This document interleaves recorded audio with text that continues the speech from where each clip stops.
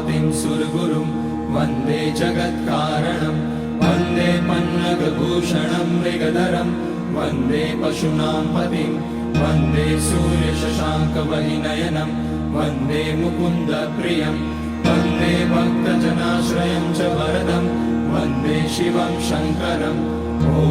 मृत्युञ्जयाय रुद्राय नीलकण्ठाय शम्भवे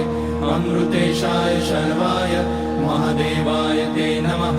नमस्तेस्तु भगवन् विश्वेश्वराय महादेवाय त्र्यम्बकाय त्रिपुरान्तकाय त्रिकाग्निकालाय कालाग्निरुद्राय नीलकण्ठाय मृत्युञ्जयाय सर्वेश्वराय सदाशिवाय श्रीमान् महादेवाय नमः। ॐ नमः शम्भवाय च मयोभवाय च नमः शङ्कराय च मयस्कराय च नमः शिवाय च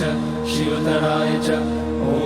त्र्यम्बकं यजामहे सुगन्धिं पुष्टिवर्धनम् उर्वारुकमिव बन्धनान् मृत्योर्मुक्ष्यमामृतात् नागेन्द्रहाराय त्रिलोचनाय भस्माकराय महेश्वराय